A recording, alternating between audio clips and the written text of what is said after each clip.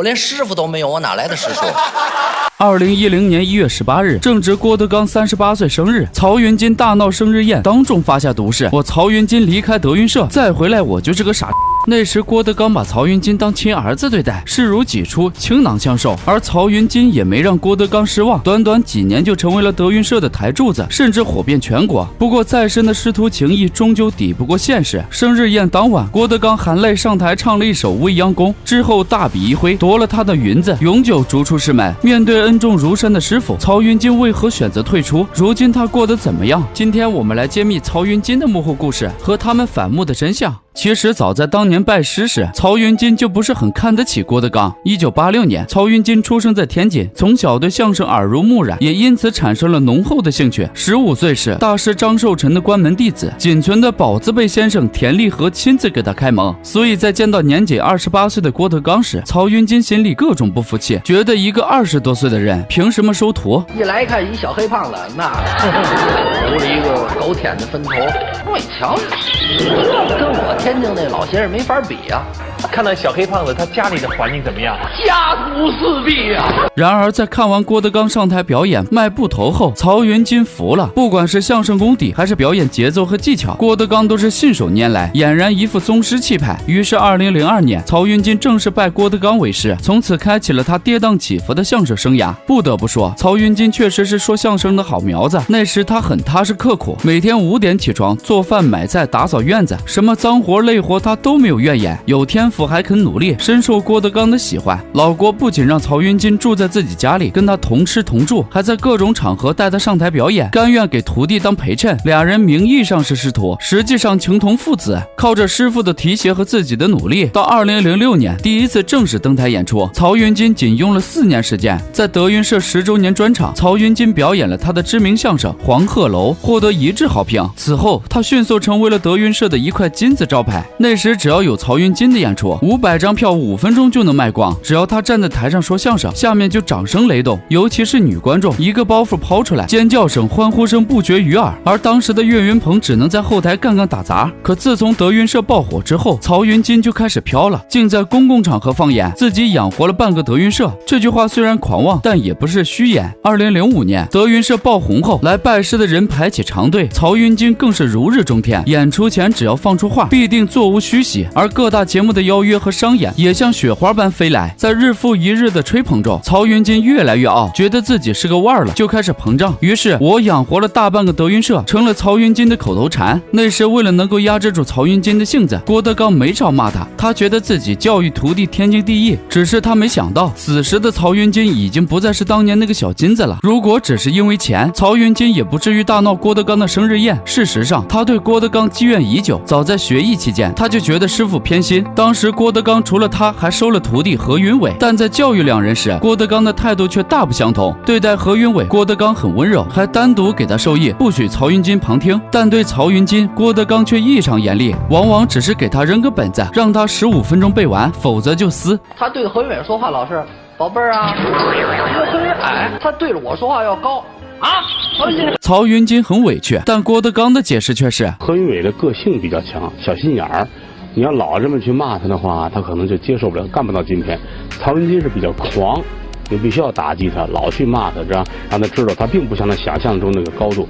老话说得好，一个猴一个拴法，这是必须的。只是那时感情很好，这些裂纹也尚未在表面呈现。然而2006年发生的一件事儿，却让曹云金彻底跟师傅离了心。当时德云社几乎抢占了相声界的所有市场，引起所谓主流界的强烈不满。随后由姜昆带头掀起了反三俗的浪潮，郭德纲与他们打的那叫一个势不两立。也是在那段时间，老郭跟某电视台的人闹得不愉快。巧合的是，曹云金正在参加一个名为相声大赛的节目，而这个节目正好是这个电视台举办的。曹云金经过99、81难，好不容易杀进决赛。然而决赛前一晚，郭德纲突然打电话要他退赛，虽然100个不愿意，最后曹云金还是谨遵师命。可事后他心里却认为郭德纲是故意的，就是为了让他失去成名的好机会，但那个时候并没有表现出来。2007年，郭德纲登上福布斯名人榜，还在第26位，还巨资收购了剧场。据曹云金回忆，他效力德云社5年，一个月参加30多场演出，工资却只有4000元，而他随便接一场商演演够几个月的工资。正当曹云金心里不平衡时，偏偏德云社又爆发了合同事件。随着德云社开始崛起，不仅仅是相声演出，各种节目的演出、主持、商演也纷至沓来。而曹云金和师兄弟们时常会绕开德云社，私自在外面接商演活动。为了加强管理，郭德纲要求和徒弟们签订为期10年的合同，他们所有经济事务由德云社统一管理，不得再接私活，一旦违反就要赔偿违约金。还有一条，如果中途离开德云社，要赔偿100万元。我确实没签合同，我觉得这条款我不满意，我为什么要签？比如说离开德云社的话，就有一个相应100万的赔偿，然后离开德云社以后会有一个怎样的一个制约，可能具体的细节我也不便把这些合同的细节来透露。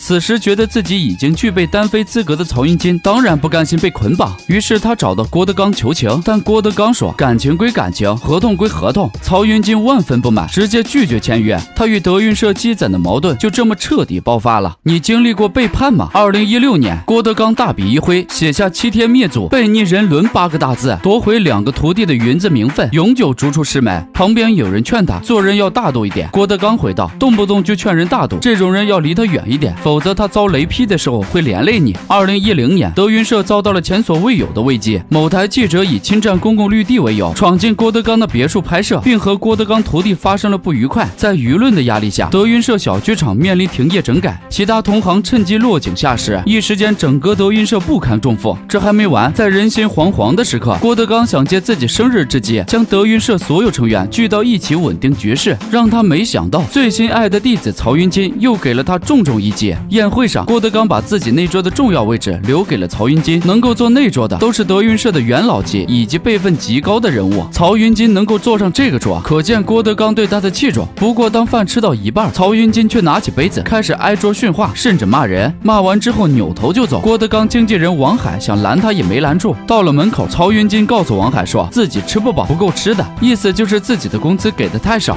此时郭德纲也跟了出来，曹云金当即跪下表示：我对不起您，我不干了，我给您磕一个。郭德纲没有任何表情跟动作。曹云金起身后又对着关公说：我今天对着关老爷发誓，我曹云金离开德云社再回来，我就是个傻叉。说完便头也不回的离开了。当晚郭德纲含泪唱了未央宫，风风雨雨这么多年，什么苦都吃过，爱徒离开自己，他真是撑不住了。后来郭德纲说，这么多恨我的人加起来，都没有这个在我身边长大的徒弟伤我的1/1000。2016年8月31日，郭德纲以图文并茂的形式在网上公开了德云社的家谱，同时他还特地强调该清的清，该去的去，所谓的清理门户是为了给好人们一个交代。所有人都知道郭德纲所指的清理门户是指云字科的何云伟和曹云金。你好，郭德纲，我的名字叫何伟，谢谢，身份证就是我的名字，已经去掉了，您爱怎么叫怎么叫，谢谢。5天后，曹云金发出一篇是时候了，也该做个了结了的6000字长文。他列举了从2002年开始拜师郭德纲学艺，到2010年退出德云社的始末。他还强硬地表示，自己不但不会去掉名字中的云字，还会永远使用下去，此生不改。20天后，郭德纲也发表了一篇6000多字的文章，一一回应了曹云金对自己的指控。在文章最后，郭德纲写道：日后倘有马高登短，水尽山穷，无人解难时，言语上都不管，我管你。郭德纲的做法看似大师风范，但那个时候如果不动有点手段，恐怕已经看不到如今的德云社了。现在的相声界看似风平浪静，好像是郭德纲最有话语权，但实则一直暗流涌动。刚离开德云社那几年，曹云金混得风生水起，不仅成立了听云轩，跟德云社打起了擂台。他本人也开始频繁在各大综艺节目上亮相，还连续上了好几届春晚，赚的那叫一个盆满钵满。2018年，某档节目曝光了曹云金在北京的5层豪宅，这里装修精致，随处可见昂贵的家具配件，面积大到只靠电梯上下。2019年与妻子离婚后，据说他还分配了500万给妻儿，可见他的生活的确不错。近几年来，曹云金逐渐销声匿迹，而德云社却越来越红。当年在后台打杂的岳云鹏早已取代他，成了新一任德云一哥。有网友感叹，如果当初没有离开德云社，曹云金或许比岳云鹏还火。如今已经36岁的曹云金还能翻身吗？视频结束，喜欢明星故事的可以关注我，别忘了点赞、评论、转发，我们下期再见。